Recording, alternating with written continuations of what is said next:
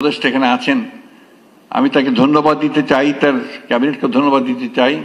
অনেকেই আমরা বিভিন্নভাবে কথা বলি, কিন্তু আসলে একটা বছর খুব বড় সময় না।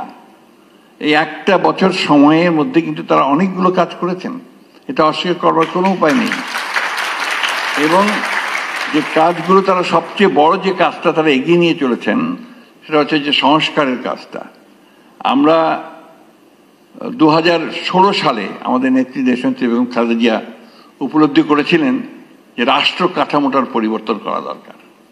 এই কাঠামোতে মানুষের যে আকাঙ্ক্ষা তার পূরণ করা যাবে না, এবং সেই জন্যই তিনি তখন ভিশন 2030 বলে একটা আমরা ডকুমেন্ট জনগণের সামনে তুলে ধরেছিলাম।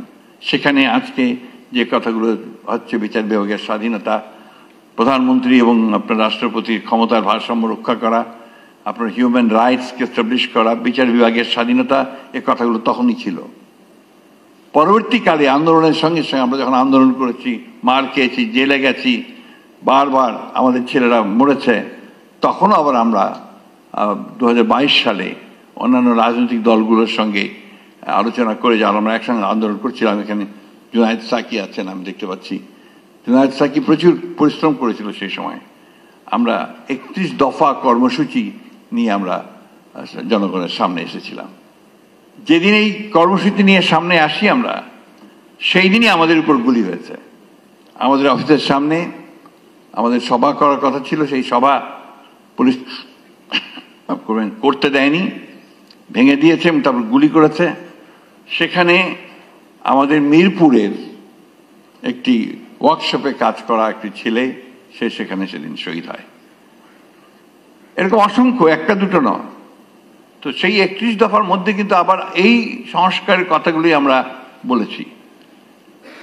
আজকে পত্রপত্রিকায়, মিডিয়ায় বিভিন্নভাবে বিভিন্ন বিতর্কের কথা, মতদ্বৈততার কথা বলা হয় খুব বড় বড় করে। কিন্তু আমি যে কথাটা বলতে চাই যে গণতন্ত্রে তো কিছু মতবিরোধ থাকবেই। রাজনৈতিক দলগুলোর মধ্যে যে সব এক কথা বলবে তা তো না। এই বিষয়টাকে আমরা খুব বড় করে দেখিয়ে আমরা জাতির মধ্যে একটা অযথা একটা বিভক্তির সৃষ্টি করছি। আমি মনে করি যে আমাদের কতগুলো বেসিক বিষয় ইতিমধ্যে আমরা কনসেনসাসে আসতে সক্ষম হয়েছি। আমরা আজকে দেখলাম পত্রিকায়, খুব ভালো লেগেছে, 12টি বিষয়ে, মৌলিক বিষয়ে আমরা একমত হতে পড়েছি। বাকি যে বিষয়গুলো আছে সেই বিষয়গুলো নিশ্চয়ই আমরা যারা নির্বাচন করে একটা গণতান্ত্রিক ব্যবস্থায় যাব, অথবা যারা আমরা সরকারে যেতে পারি, তাদের দায়িত্ব হবে, কমিটমেন্ট হবে, তাদেরকে একটা অঙ্গীকারবদ্ধ হবেন তারা, যে তারা বাকি কাজগুলো সমাধান করবেন। আমরাও চাই যে অতি দ্রুত এই হত্যার বিচার হোক। আমরাও চাই যে সংস্কারগুলো যেগুলো খুব জরুরি দরকার সেগুলো অতি দ্রুত হোক। কিন্তু একটা জিনিস আমাদের সকলে বোধহয় মনে রাখা প্রয়োজন, জনগণের প্রতিনিধিত্ব সম্পন্ন সরকার, এটা বোধহয় খুব জরুরি দরকার। কারণ ম্যান্ডেট নিয়ে কাজ করা আর ম্যান্ডেট ছাড়া কাজ করার মধ্যে অবশ্যই কিছু পার্থক্য আছে। আমরা আশা করি যে আমাদের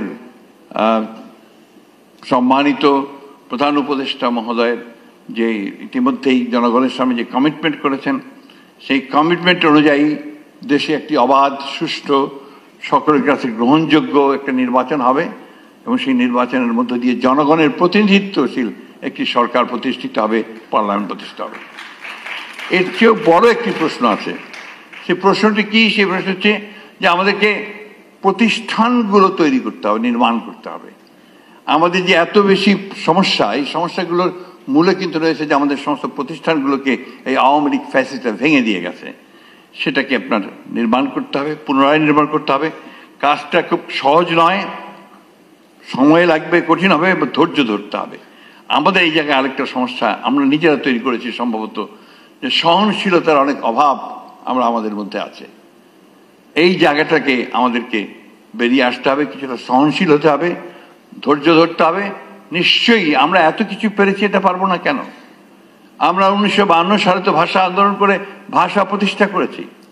আমরা তো 69 সালে একটা বড় ছাত্র জনতার অভ্যুত্থানের মধ্য দিয়ে সেদিনকার সেই শাসককে সরাতে পেরেছিলাম।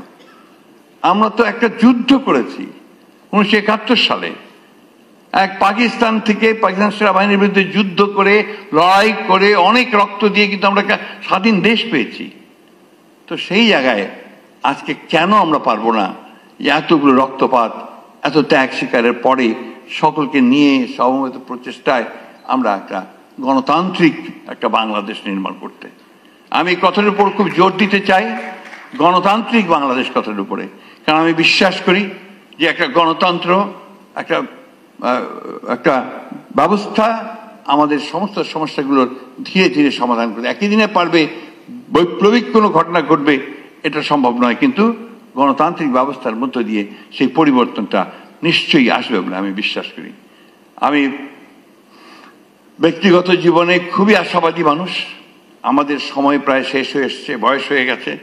এখন যে তরুণ যারা আছেন, এখানে আছেন, অন্যান্য এখানে আছেন, আমি আশা করব যে তারা আমাদের জন্য ভবিষ্যতে এমন একটা বাংলাদেশ গড়ে তুলতে সহযোগিতা করবেন যে বাংলাদেশে সত্যিকার অর্থেই মানুষের অধিকার প্রতিষ্ঠিত হবে, মানুষ তার অধিকার নিয়ে একটা কল্যাণমূলক রাষ্ট্র নির্মাণ করতে পারবে এবং আমাদের এই শিশুদেরকে আর এইভাবে প্রাণ দিতে হবে না।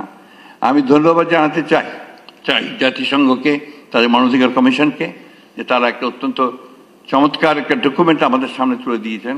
কিন্তু ডক্টর শফিক খুব ভালোভাবেই বলেছেন যে এটা আসলে খুব যথেষ্ট নয়, এটা অনেক ব্যাপক। এই অত্যাচার, নির্যাতন, নিপীড়নের যে চেহারা বাংলাদেশের মানুষ দেখেছে এটা অনেক বেশি ব্যাপক।